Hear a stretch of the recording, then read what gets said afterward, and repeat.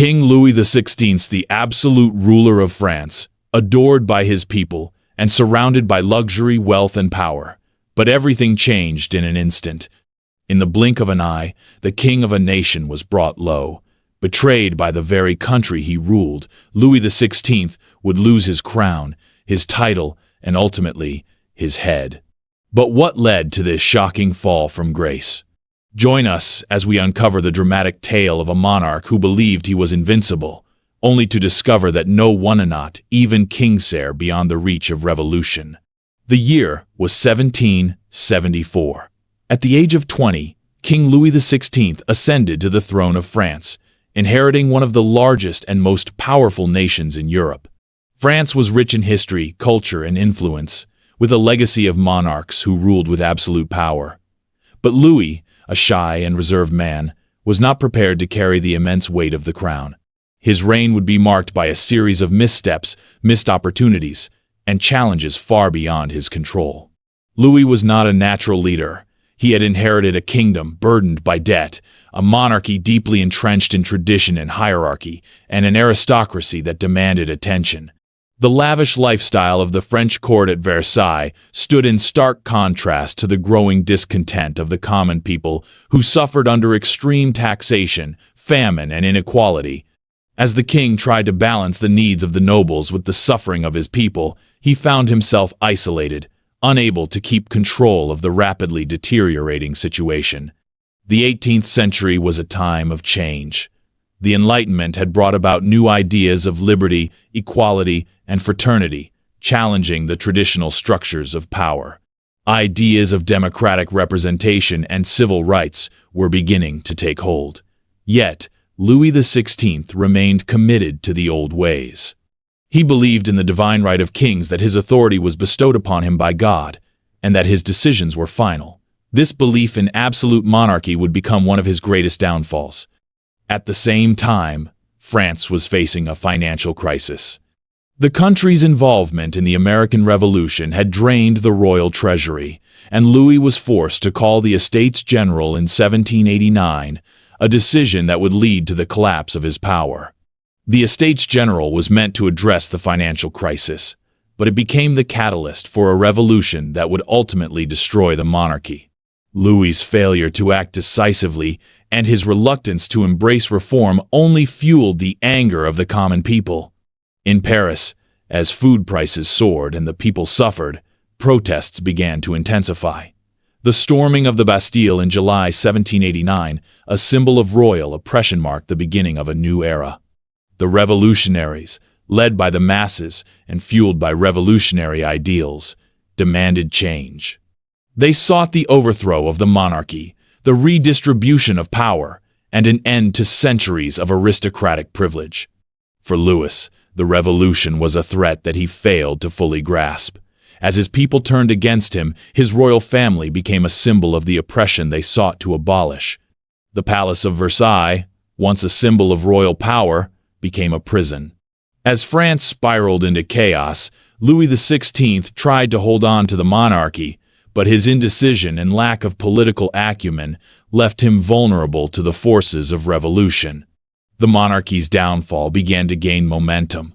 The king's efforts to escape Paris and flee to Varennes in 1791 only added to the growing distrust among the people.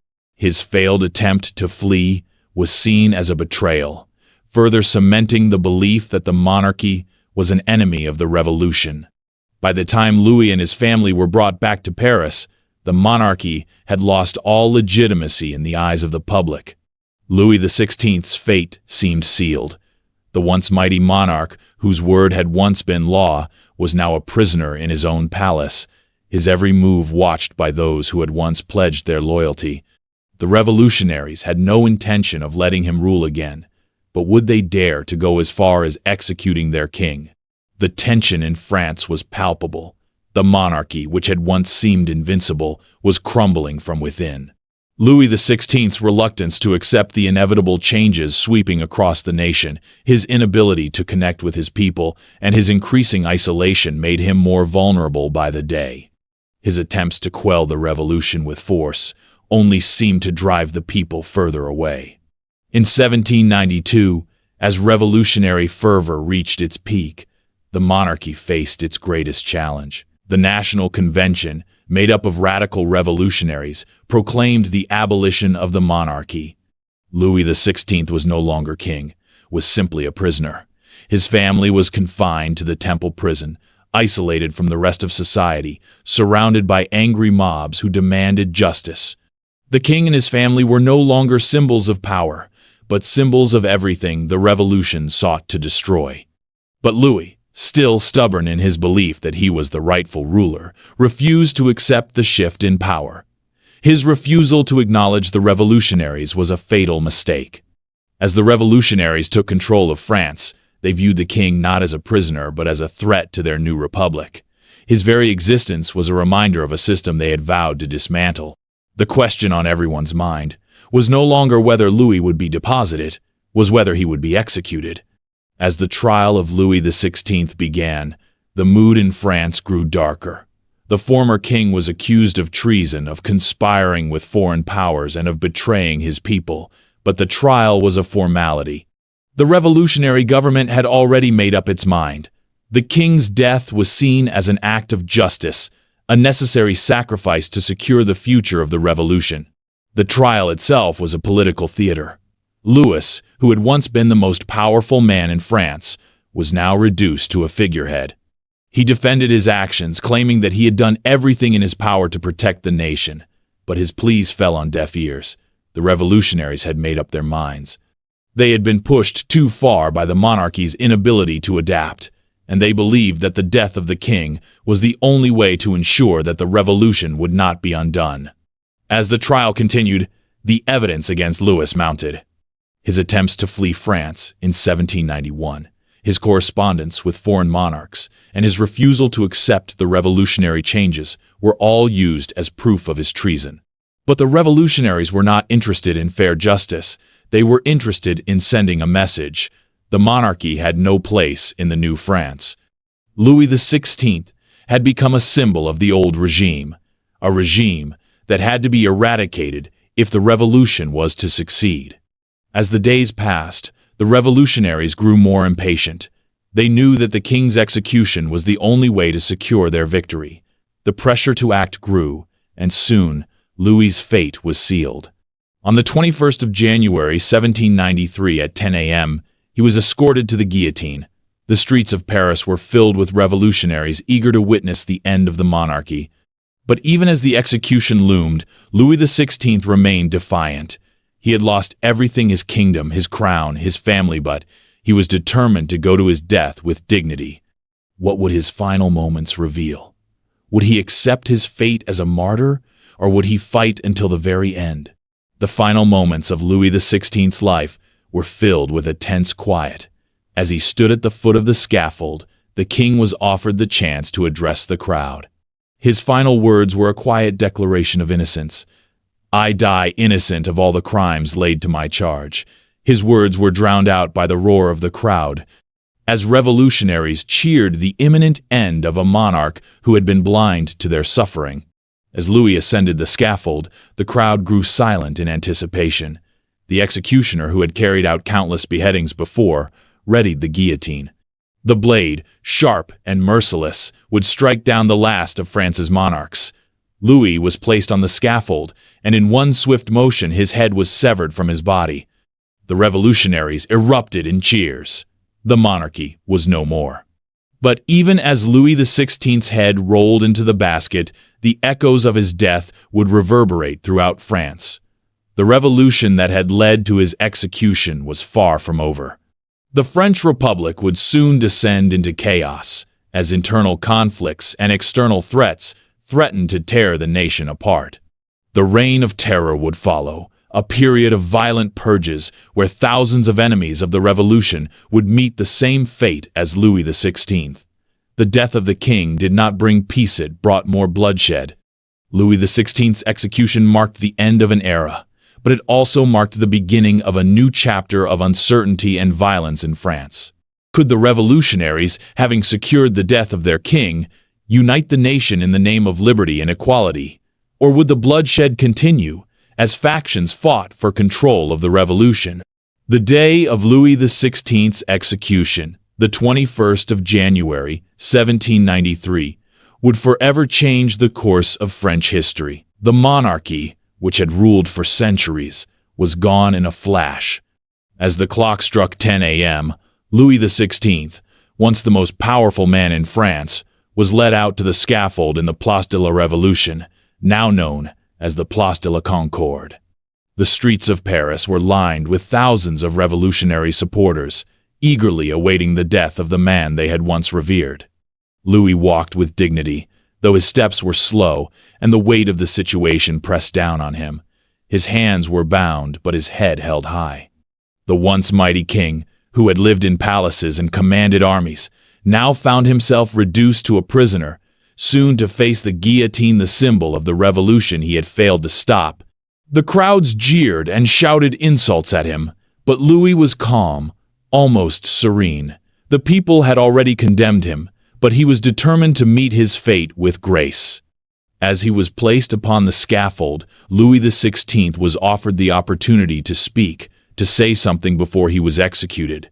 He chose to speak, but his words would be drowned out by the noise of the crowd.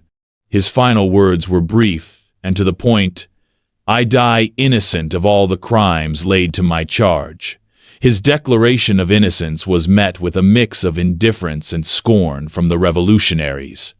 His fate had been sealed, and there would be no sympathy for the king who had failed to see the revolution coming. The executioner, a man named Charles-Henri Sanson, had performed countless executions before, but this one would be different. It would mark the death of an entire era. With a single swift motion, Sanson's blade descended, severing Louis XVI's head from his body. The crowd erupted in jubilant cheers. The monarchy was dead. The people who had suffered under the king's rule for so long were finally rid of him. Louis's body fell to the ground, lifeless. His head, severed from his body, was held up for the crowd to see. The revolutionaries cheered, but their celebration would be short-lived. The death of the king did not bring peace. It brought more turmoil, more violence, and more bloodshed. While Louis XVI's death may have ended the monarchy, it sparked the beginning of something much darker. The reign of terror would follow, led by the radical Jacobins. Was the king's execution truly the end of an era, or the beginning of a much more brutal and uncertain chapter in France's revolution? The aftermath of Louis XVI's execution was immediate.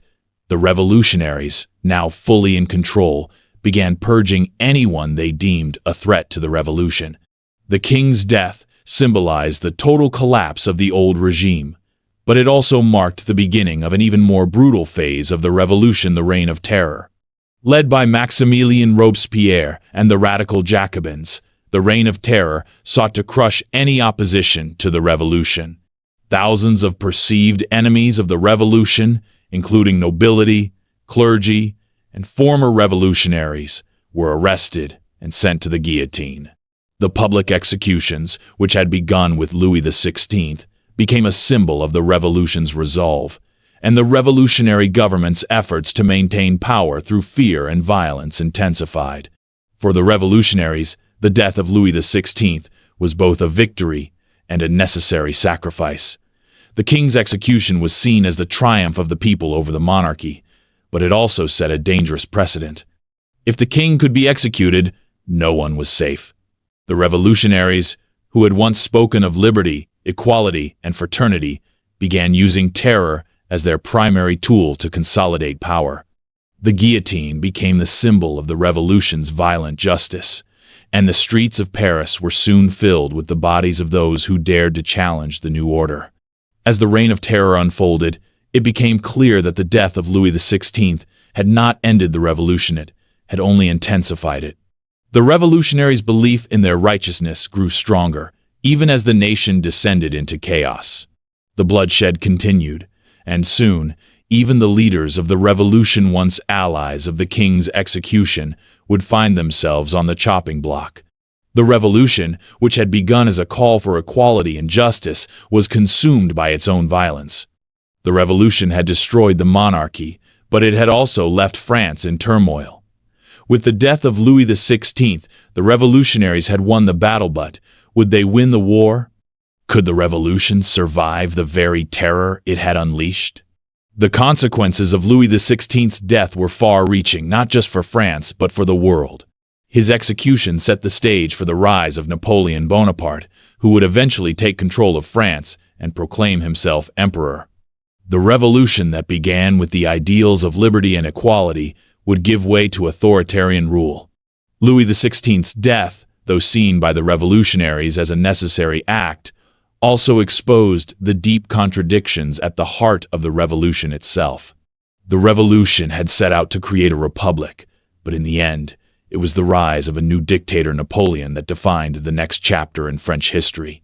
But what of Louis XVI's legacy? Despite his execution, the king remained a symbol of both the failed monarchy and the ideals of the revolution. He was often seen as a martyr by those who opposed the revolution. In the years following his death, his memory would be used by royalists as a rallying cry to restore the monarchy.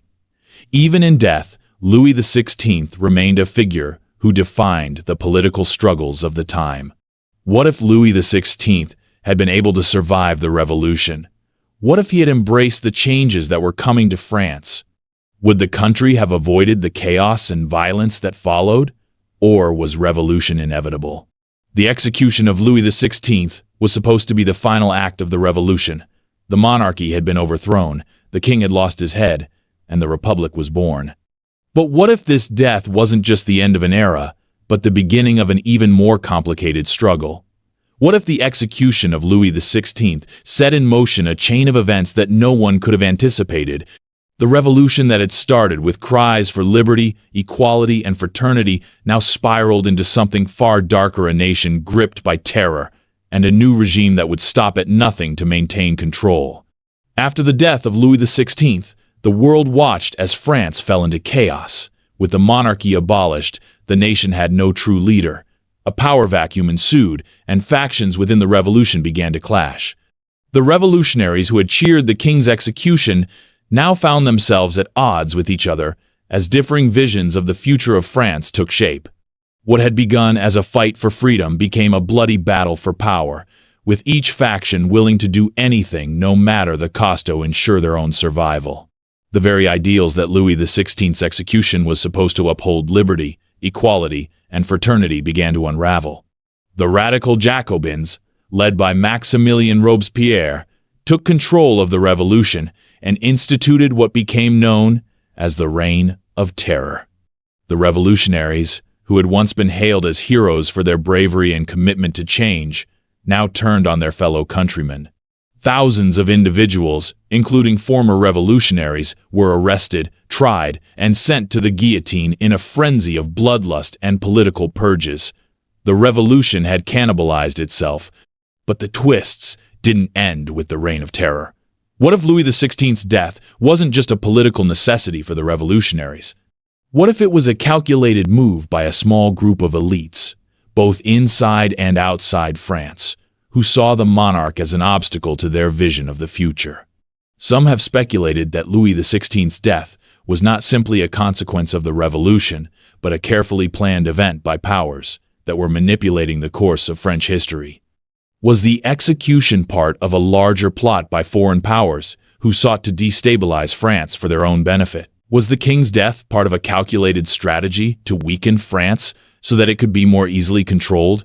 What if Louis XVI's death wasn't just the result of a revolution gone awry? What if there were forces behind the scenes manipulating events and pushing France toward disaster?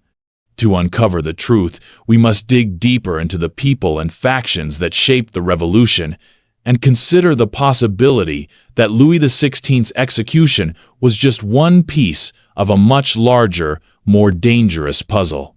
The idea that Louis XVI's death was manipulated by external forces gains weight when we examine the political climate surrounding the revolution.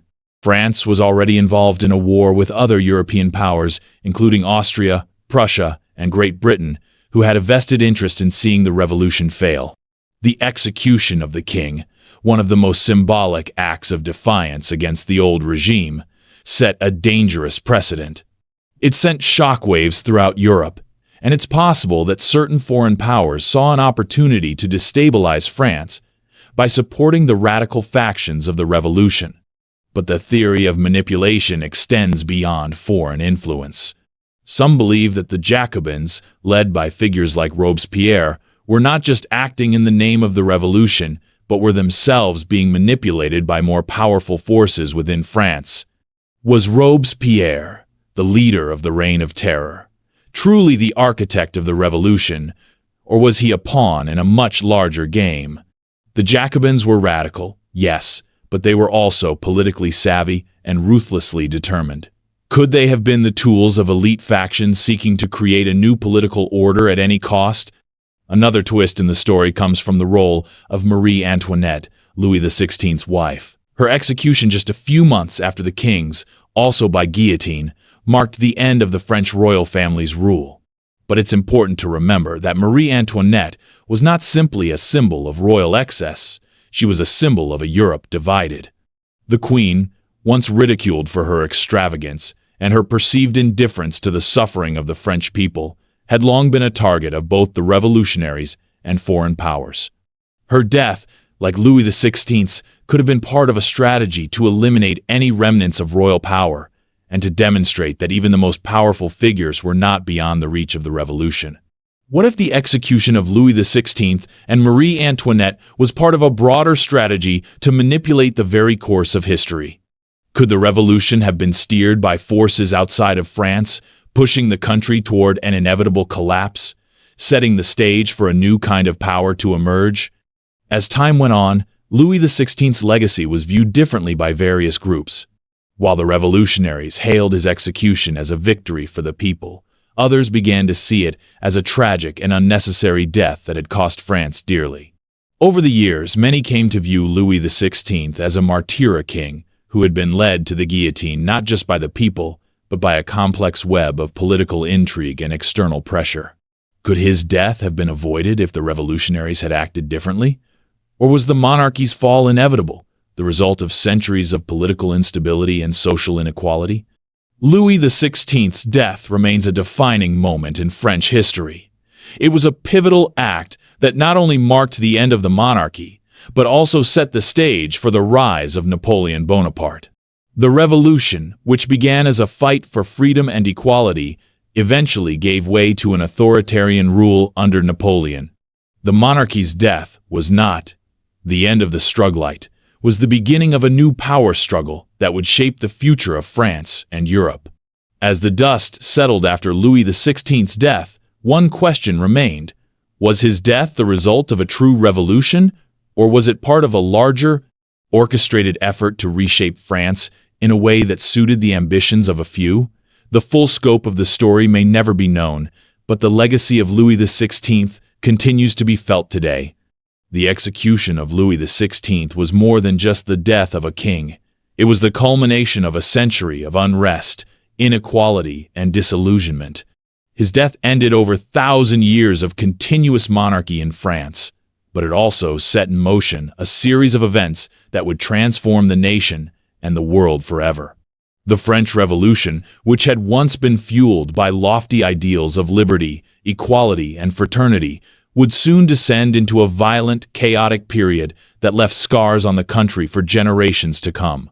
The monarchy, abolished by the revolutionaries, was replaced by the French Republic, but the very ideals that had driven the revolutionaries' freedom and equality were soon sacrificed in the name of political survival. The Reign of Terror, led by figures such as Maximilien Robespierre, would follow, with thousands sent to the guillotine in the name of preserving the revolution. In the wake of the king's death, the country was engulfed in bloodshed as radical factions vied for power. It wasn't just the aristocracy who fell victim to the guillotine. Former revolutionaries and those who dared oppose the new republic found themselves facing the same brutal fate as Louis XVI. But while the revolutionaries celebrated their victory, the consequences of the king's death began to weigh heavily on the nation. The ideals of the revolution were muddied by violence, and the country was plunged into chaos. Louis XVI had been executed, but his death did not end the conflict. If anything, it fueled the fires of internal strife. The Reign of Terror's bloody purges made it clear that the revolution was not just a fight against the monarchy, it was a struggle for control of the revolution itself. The legacy of Louis XVI is complex. For the revolutionaries, his execution was seen as the necessary and just end to a corrupt system. For them, the monarchy was a symbol of oppression, and its fall was essential to the establishment of the republic. But for many others, the death of Louis XVI represented the destruction of a way of life, the end of stability, and the start of an uncertain and violent future. His death became a turning point, marking the end of the old order and the beginning of an uncertain new age. But what if Louis XVI had survived the revolution?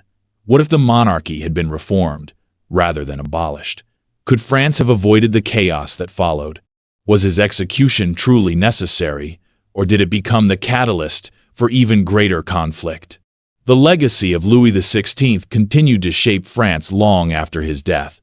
While the monarchy was abolished, the French people's deep connection to the idea of monarchy didn't simply vanish. As the years went on, royalists continued to resist the revolutionaries, hoping for the restoration of the monarchy. Louis XVI was often seen as a martyr king who had been executed unjustly by a radical mob. In the years following the revolution, his image would be used by royalists to rally support for the monarchy's restoration, which did briefly happen with the Bourbon Restoration in 1814. But the world had changed. The revolution had brought with it the rise of new powers and the fall of old structures. The monarchy may have been restored for a time, but the ideas of the revolution, liberty, equality, and fraternity would never be fully undone. The Republic, which had replaced the monarchy, had begun the transformation of France into a modern nation-state. And though monarchy would return for a brief period, it would never regain the absolute power it once held. Louis XVI's death also paved the way for one of the most significant figures in French history, Napoleon Bonaparte. The power vacuum left by the execution of the king and the turmoil that followed created an opportunity for Napoleon, a military genius, to rise to prominence. Napoleon's eventual seizure of power and the creation of the Napoleonic Empire would forever alter the course of European history. Louis XVI's death may have been a symbolic victory for the revolutionaries, but it also led to the rise of a new, more autocratic ruler who would shape the destiny of France and Europe for the next decade. But even as Louis XVI's legacy was debated, his death remained a defining moment in history. Would France have been better off if the monarchy had been reformed instead of abolished? And what lessons can we learn from Louis XVI's tragic end? The execution of Louis XVI marks the end of the old order, but it also highlights the contradictions and complexities of revolution. In the pursuit of equality, liberty, and fraternity, the revolutionaries themselves became the architects of a new form of tyranny. The Reign of Terror, in which even those who had been involved in the revolution were executed, demonstrates the danger of extremism. The revolution's promise of freedom quickly became overshadowed by the violence and repression of those who sought to control it. But Louis XVI's death also serves as a stark reminder of the dangers of a monarchy that ignores the suffering of its people. The French Revolution was, in many ways, a response to the failures of the monarchy, failures to address economic inequality, social injustice, and political stagnation. Louis XVI, despite his good intentions, was ill-equipped to navigate the turbulent political landscape of his time. His inability to embrace reform and his failure to recognize the signs of unrest led to the downfall of both his reign and the monarchy itself. As we look back on the death of Louis XVI, we must ask ourselves, what would have happened if he had been able to adapt to the changing world? Could he have preserved the monarchy, or was the revolution inevitable? The story of Louis XVI is a cautionary tale of leadership in times of crisis. A king who had the power to change history failed to do so, and in the end, he paid the ultimate price. But even in his death, Louis XVI left an indelible mark on French history. His execution was not the end of the revolution, it was the beginning of an even more tumultuous period, one that would lead to the rise of new powers and the eventual collapse of the old order. Louis XVI may have lost his head, but his legacy and the revolution that claimed him continues to shape the world to this day. The death of Louis XVI marked a dramatic turning point in French history. His execution was not just the fall of a king, it was the collapse of the monarchy and the beginning of a new, uncertain era. The revolutionaries celebrated his death as a victory for liberty, equality, and fraternity. But in the years that followed, the question remained: was the death of Louis XVI truly the solution to France's problems, or was it merely the beginning of even greater conflict? As we look back on the legacy of Louis XVI, one thing is clear: his death forever changed the course of history. The revolution, which began with ideals of freedom and justice, soon devolved into the reign of terror, with the very revolutionaries who executed the king becoming the architects of a new tyranny.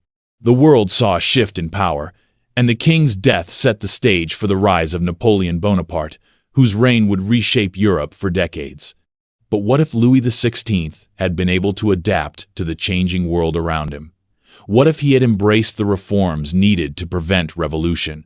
Could France have avoided the chaos and violence that followed? Or was the downfall of the monarchy inevitable? These are questions that continue to spark debate among historians and political analysts today. What do you think? Was the death of Louis XVI necessary for the revolution, or was there another way? Share your thoughts below. As we continue to explore the events that shaped the course of history, remember that the revolution didn't end with Louis XVI. It was a defining moment, but the legacy of the revolution continues to echo through time. If you want to understand more about how the revolution influenced modern political movements, or how Napoleon's rise to power changed the world, make sure to subscribe and stay tuned for future episodes. In our next episode, we'll dive into the rise of Napoleon Bonaparte. How did this former general go from a man of humble beginnings to the Emperor of France? What led to his meteoric rise, and how did his reign change the course of European history? You won't want to miss it. Like, subscribe, and hit the notification bell to stay updated on our latest episodes.